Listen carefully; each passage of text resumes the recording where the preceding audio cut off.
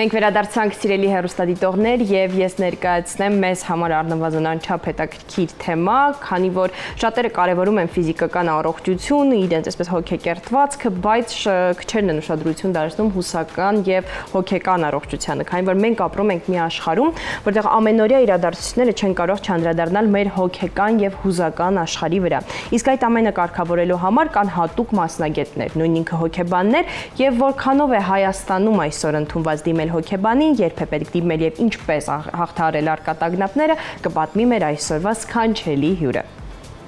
Այո, եւ մեր տաղավարում այս պահին մենք հյուրընկալել ենք Գիտությունների ազգային ակադեմիայի դասախոս Psylife հոգեբանական կենտրոնի ղեկավար Լիլիթ Խաչատրյանին։ Լույս առավոտի, շնորհակալ ենք, որ մեզ հետ եք սկսում օրը։ Գանք հենց այդ կետից, որքանով է Հայաստանում պահանջարկ վայելում հոգեբանի մոտ այցելությունը։ Շատ հետաքրքիր հարց եք հնչեցնում, որովհետև ի ուրախություն բոլորիս տարին տարվա վրա կարծես ավելանում են դիմելիության քանակը, եւ սա համընդհանուր մոդա չէ, հա, այլ պահանջ է եւ մարդիկ գիտակցված մոտեցում է եւ մարդիկ այո հասկացան, որ հոգեկան ցավին դիմանալը, երկարատև հանդուրժելը կամ հոգեկան կարգավորումը միայնակ գործ չէ, հատուկ մասնագետին դիմելը թեթևացնում է այդ բեռը եւ հիմնարար ապակինում են ստանում մարդիկ եւ ինչու ոչ պլանային բժիշկների մենք դիմում ենք, չէ, գոնե տարեկան մեկ անգամ եւ դա ներմուծվեց կրկին պոպուլիզացված չէ, բայց կարծես մարդը ով ունի սեփական ես, կարևորում է իր կյանքը եւ ավելի հետեւողական է, ավելի այսպես իր սեփական եսի կարևորությունը առաջնային պլանի վրա է դնում, ինքը գնում է, հաճախում է բժշկի։ Նույն կերպ, այո, մենք պետք է հասնենք նրան, որ վերջնականապես մարդիկ հասկանան, թեկուզ պարտադիր չէ, որ հա լինի շատ խիստ անհանգստություն, չդիմանալու ունակության, կորուստ, տառապանք, ցավ, ուղղակի այցելել հոգեբանի հասկանալու համար ինչ ռիսկեր ունի ինքը հետագայում, օրինակ իր անձնային առանձնահատկությունները ինչպիսին են, հարմարվողական ունակությունը ինչպիսին է, ստրեսակայունությունը ինչպիսին է եւ ինչ պիտի անի, ինչերի վրա պետք է անդրադառնա, որպեսզի հետագայում խուսափի ավելի այսպես ցնցուն տրավմաներից կամ հյուծող ստրեսներից, որը որ իհարկե հոգեկան առողջության վրա կարող է բացասական ազդեցություն ունենալ։ Մենք այսօր բազմաթիվ կախվածություններից ենք խոսում, այդ թվում երեխաների նաև այսպես ամառային արձակուրդներն են։ Օրինակ ծնողները ինչպես անեն, որպես այսպես սուր ընկալումներ չլինեն երեխաների մոտ, կախվածություններ, գadgetներից են հատկապես կախված։ Ես կցանկանայի որպես հոգեբան ինչ ուղիներ կմատնանշեք, որ երեխաների մոտ այսպես կտրուկ չլինի, վերցնում եմ քո ձեռքից գadget-ը, դու այդ կախվածությունից պետք է հրաժարվես ու կարդա դրա փոխարեն։ Այդ ավելի անցնցում երեխա-ծնող հարաբերություններում հոգեբանական տեսանկյունից ինչպիսի աջակցություն եք առաջարկում այդ հարցում։ Ցանկացած կախվածություն կտրուկ կտրել բնականաբար չի թույլատրվում, որովհետև տեսեք կախվածությունը ինչ է։ Մարդը փորձում է այլ ճանապարհ, որով որ կարող է բավարարել իր հուզական պահանջմունքը եւ դա վնասարար մի ձև է, բայց այնուամենայնիվ ժամանակավորապես գոնե մարդը կարողանում է կտրվել իրականությունից եւ ինչ որ մի ձևով փոխարինող հուզական իր պահանջն է բավարարում։ Իհարկե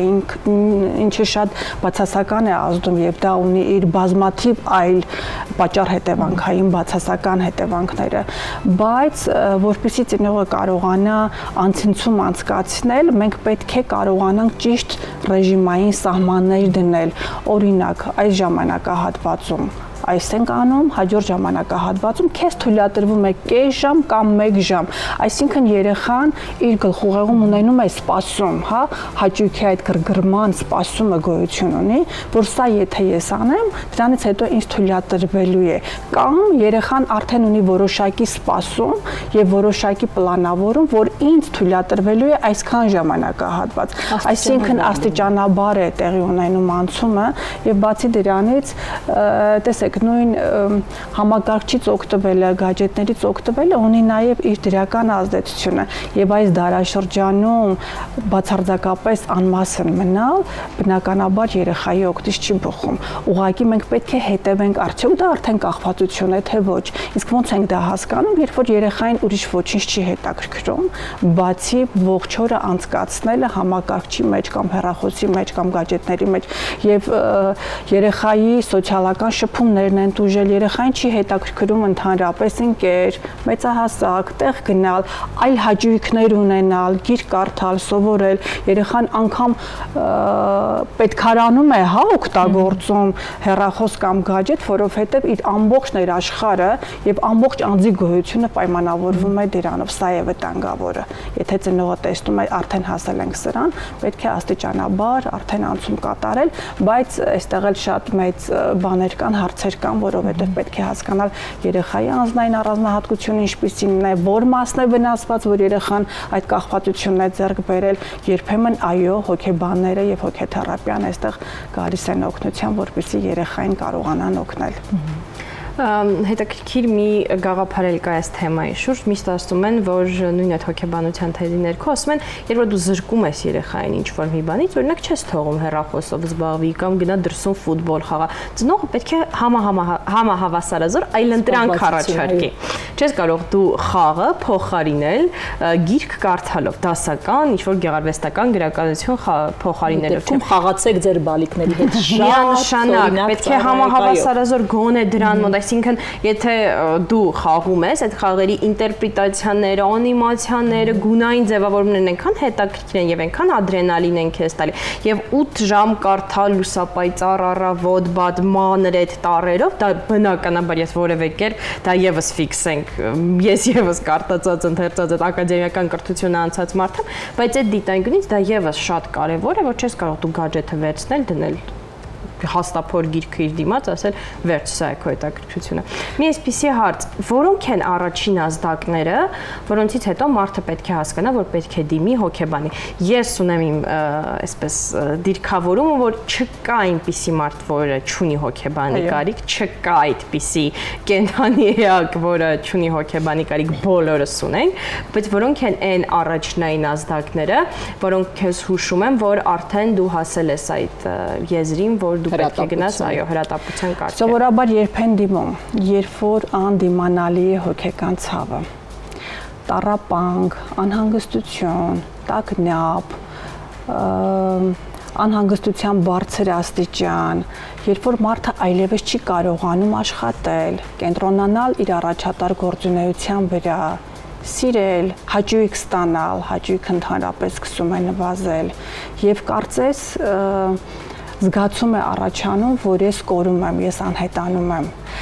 Այս դեպքերում են սովորաբար դիմում հոգեբանի, բայց իհարկե լինում են նաև նախազգուշացնող նշաններ, որին որ մարդը դիմանում է կամ իր ձևով փորձում է լուծել, լավ կամ վատ, մի կերպ դուրս է գալի դրա տակից եւ շարունակում է ապրել։ Այո, բայց եթե հասնում է արդեն այս անճարությանը, անզորությանը եւ մարդը ոչ մի վարքյան, կարծես ժամերն անգամ իր համար հաշվարկված է, թե ինչպես կանցնի իր համար այդ օրը, ոչ մի կերպ հաճույք չի ստանում, զգացումը տագնապի, վախի, ցավի, տառապանքի այնքան բարձր է, որ ինքը մի կերպ է դիմանում։ Այս դեպքում է սովորաբար դիմում եւ սրանք են հիմնական նշանները, որով որ մենք պետք է հասկանանք, որ լավ չենք արդեն եւ այո, աշխատելու ունակությունը կորել է, հարաբերությունների ցանկություն չկա, կարծես մարդը փորձում է անընդհատ մեկուսյանալ եւ մեկուսացման մեջ էլ անգամ իր հանգստությունը չի կարողանում գտնել, այս դեպքում իհարկե պարտադիր հոգեբան, հոգեթերապևտ։ Ես ինքս այսպես գաղտնիք չլինի ասել, որ Լիլիթը հոգեբանական գիտություններ, այսպես տեխնացու Psylife հոգեբանական աջակցման կենտրոնի ղեկավար Լիլիթ Խաչատրյանը իմ ընկերն է, լավագույն ընկերն է, ու ես այսպես բարեբախտություն ասեմ, թե ինչ ունեցել եմ այդ առիթները նաև իբրև մասնագետի դիմելու իմ շատ ընկերներ, ու ամեն անգամ ինձ հարց եմ տվել, երբ այսքան խնդիրներից ենք խոսում Լիլիթի հետ, տեսնում ենք մի կողմում կենսախինդ Լիլիթին մեր ընկեր ու Լիլիթ Խաչատրյանին այդ ամեն ինչի բովով ամեն անգամ անցնելուց հոգեբանի համար ինչ է լսել յուրաքանչյուրին, առավել եւս ես գիտեմ դու այդ հետ պատերազմյան շրջանում բազմաթիվ այսպես այդ պատմությունների լսելու, քննարկելու, խոսելու խորհուրդների դու ինքդ ինչ պրիզմայով ես հաղթահարում քեզ այդ ամենը լսելով, քո մեջ անցնելով։ Տարիների ընթացքում, երբ որ մասնագիտանում ես, բնականաբար այդ տեխնիկաներին տիրապետում ես, ինչպես դուրս գալ այդ պատմությունից եւ եթե առօրյա կյանքում ապրում ես քո կյանքը, չմնալ երկարատև այդ հուզական ազդեցության ներքո կամ ամբողջական ուրիշի պատմությունը չդարձնել քո սեփականը։ Սրանք հատուկ տեխնիկաներ են, հատուկ մեթոդներ են, որով որ մենք կարողանում ենք անջատվել, բայց ինչ խոսք, ցանկացած մասնագիտություն ունի իր դեֆորմացիաները։ Եվ այդ թվում է նաև հոգեբանի մասնագիտությունը, որը որ չի կարող իր խորը, կնիքը, հետքը չթողնել անձի առհասարակ կառույցի ստրուկտուրայի առանձնահատկությունների վրա, որը որ կարող է ժամանակ առ ժամանակ արտահայտվել մեկուսացումով, անտարբերությամբ, այսպես անհավեսությամբ, իհարկե սա էլ ազդանշան է շատ խորը, որ մի բան այն չէ։ Որ ձեզ եւս հոգեբանի անհրաժեշտ է։ Գուցե այո, չափը անցել է շատ աշխատանքային ծանրաբեռնվածության մեջ, գուցե կան թրիգերներ, որոնք որ հոգեկան աշխարհում ինչ որ բան է բարձրացրել։ Իհարկե բոլոր հոգեբաններն էլ ունեն իրենց սուպերվայզերները, որոնց օգնությամբ կարողանում ենք մենք էլ անդրադառնալ մեր սեփական խնդրին, մեր ներսը նայել, մեր խնդիրները դուրս բերել, լուծել, քննարկել, որովհետև կարող է պատահել, որ օրինակ նույն այցելուի դեպքը թրիգեր հանդիսանա քո դեպքի վերհանմանը եւ այստեղ պարտադիր է, հա, մեկ այլ մասնագետի աջակցությունը, որպեսզի լուծվի քո ներսի այն հարցերը, որը որ լուծված չէ կամ ինչ որ ժամանակ քնած է եղել։ Իսկ թվում է մեկ-մեկ էլ ճամփորդություններն եք օգնում։ Այո, եւ ես գտել եմ իմ լավագույն ձևերից մեկը, դա ճամփորդությունն է եւ պատկերացրեք այն ռեսուրսը եւ այն հոգեբանական պաշարը, որը որ ես հավաքում եմ այլ երկրներ ճամփորդելիս, կարծում եմ ոչ մի բան դրան չի կարող փոխարինել, հատկապես բնության հետ շփումը։ Բնություն, կրակ, ջուր, արև, այս ամենը բոլոր բնական երևույթները։ Ինչու ոչ երեկոյան ընկերների հետ հանդիպումները, սիրելի Քրիստինա, այդ հաճելի զրույցները, միջավայրի աջակցությունը շատ կարևոր նույնպես գործոն է, որը որ կարողանում է լիցքաթափել, դուրս բերել այդ ամբողջ բացասականը քո միջից եւ դու կարողանաս շարունակել։ Հետևում են բազմաթիվ նաեւ արտերկրի հրավերներ եք ունենում նաև այդ մասնագիտական վերապատրաստումները, քննարկումները, այո, գոլեգաների հետ միևնույն միջավայրում լինելը, բոլոր ծառացած խնդիրները լուծելը, ճանապարհներ գտնելը, սրանք բոլորը այո լիցքաթափող բաներ են, որը որ շատ անհրաժեշտ են։ Քանի որ մեզ դիտում են բազմաթիվ մայրիկներ, ծնողներ, այսպեսի մի գաղափար կա։ Երբ որ ասում ես դե հոգեբանություն, հոգեբաններ, այդ սերունդը, այսինքն խոսքը տենց 40-ից 50 եւ պլյուս մարդկանց մասին, ասում են ինձ հետ խոսիր, մամայիդ հետ խոսիր, ընկերուհուդ հետ խոսիր, այ ես կուզեմ հենց մասնագետի աչքերով այդ կարևորությունը ընդգծեք, որ ձեր դիմանց մասնագետ է, որը գիտի մասնագիտական լուծումը ձեր խնդրի եւ անկախ մասնագետ է, որը ոչ մի սուբյեկտիվ դիրքորոշում չունի եւ քո մանկական տրավմաներից յուրաքանչյուրի մասին, երբ որ խոսես մայրիկիդ հետ, երրորդ վարքյանից կասի չկա նման բան, դա չի եղել, լրիր, ես նման բան չեմ հիշում, այլ հենց այդ պրիզմայից ես կցանկանամ խոսեք, ելի եմ ասում, մեր հեռուստադիտողների շատերը տնային տնտեսուհիներ են, ծնողներ են, ավելի բարձր տարիքային շեմ են մեր հեռուստադիտողները, հենց այդ տեսանկյունից մասնագիտական դուք խոսեք, որ երբեք երեխաների առաջ արգելք չդնեն եւ հակառակը քաջալերեն, որ գնացեք հոգեբանի եւ այսպեսի մի հումորային կտոր կասма, որտեղ ես եղել դու, որտեղ չի եղել քո բարեկամներից որևէ մեկը եւ ցույց է տալի, որ թերապիայի սենյակում նստած է հոգեբանի մոտ, այսինքն այս սերունդը իսկապես ցույց է տալիս, որ մեզ մոտ շատ ավելի բարձր է ֆիլտրացիան եւ ուշադրությունը հուզական եւ հոգեկան աշխարհին։ Բացի նրանից, որ սերունդն է հասուն եւ ավելի իրենց իրավունքները շատ լավ ճանաչում են, աշխարհիս բացասական ազդեցություններն են շատ, այսինքն շատ են այնքան, որ իսկապես նոր սերունդը դիմանալ չի կարող։ Մենք չենք կարող համեմատել ավելի մեծահասակ սերնդի հետ, որտեղ որ ինֆորմացիան քիչ էր, միջազգային աջակցությունը բավականին մեծ էր, մարդիկ ապրում էին խմբերով, բարեկամական կապերով, իսկ այս ամենը մեր օրերում բացակայում է եւ ինչքան բացակայում է եւ ազդեցությունները դաժանություն, բռնություն, կործանումներ, պատերազմներ, աղետներ շատանում է, բնականաբար սերունդը ուղղակի դիմանալ չի կարող։ Իսկ ինչ վերաբերվում է ծնողներին, ովքեր որ շատ դեպքերում, այո, նույնիսկ երեխաների խնդրանքին են այդպես պատասխանում, կարծես իրենց այսպես ֆրուստրացված են զգում, նսեմացված են զգում, այո, որ ուրեմն ես այդ բավարար ծնողը չեմ, որ դու հոգեբանի մոտ ես։ Եվ դա տեղի է ունենում հենց նույնիսկ հոգեբանի կաբինետում, բերում է ասելով, որ ես որպես մայր ամեն ինչ անում եմ եւ ասում եմ, ախր ես քո մայրն եմ, ես միթե չեմ կարող դա հասկանալ, որ մենք եկել ենք այստեղ, բայց ստիպված է դա արդեն բանից անցել է, բերում է։ Ես ուզում եմ ասել, որ սիրելի ծնողներ, սիրելի մայրիկներ, մենք ձեր կողքին ենք, ոչ թե դեմ։ Այո, երբ որ երեխայի ատամը ցավում է, դու չես կարող ասել ես քո մայրն եմ, ես կբուժեմ, կամ երբ որ երեխան ջերմություն ունի, դու չես կարող ասել։ Ուղղակի սա քիչ տեղեկացվածության արդյունք է նաև, թե ով է հոգեբանը եւ ինչ աջակցություն է ցուցաբերում, ինչ գործիքակազմով է աշխատում, եւ որևիցե ծնողական աջակցություն չի կարող փոխարինել հոգեբան, հոգեթերապևտի աջակցությանը, որովհետև տեսեք, ծնողական աջակցությունը դա ծնող է, մայրական դեր է, մայրական դիրք է եւ որքանով որ այդ մայրը հասկանում է, որքանով որ իր անցած պատմությունն է, որքանով որ այս աշխարհը իր համար հասանելի է։ Իսկ մասնագիտական աջակցությունը դա արդեն մասնագիտական աջակցություն է, որտեղ որ չկա ծնողը, չկա հորաքույրը, չկա մորաքույրը, չկա տատիկը, չկա պապիկը, այո, կա մասնագետ, ով դիտարկում է երեխայի խնդիրը առանց սուբյեկտիվ համոզմունքների, սուբյեկտիվ զգացողության, սուբյեկտիվ մոտեցման եւ կարող է տեսնել մասնագետը խնդիր, որը երբեք օրինակ ծնողը չի կարող տեսնել, որովհետեւ ծնողը չունի այդ կրթվածությունը, հմտությունը եւ ծնողը վերաբերվում է իր իսկ սեփական անցած ճանապարհով եւ երեխային վերջերս մի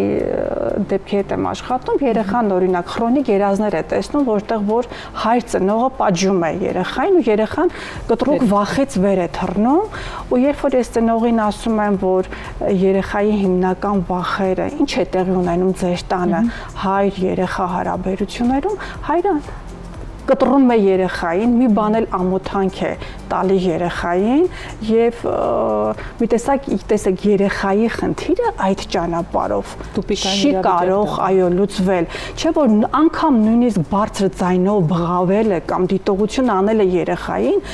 կախված երեխայի հոգեկան առանձնահատկություններից հուզական վիճակից կարող է դիտարկվել շատ խորը բռնություն եւ խորը պատիժ, որին որ երեխան դիմանալ չի կարող եւ տագնապների տեսքով երազների մեջ դա կարող է արթնանալ։ Երբ որ քննարկում ես ծնողի հետ, ասում է դե դա լինում է, իհարկե լինում է, շատ հաճախ է լինում։ Հա, նույնիսկ ուզում եմ խփեմ, նույնիսկ ուզում եմ ծեծեմ, մի կերպ եմ ինձ կարողանում զսպել։ Հասկանում եք։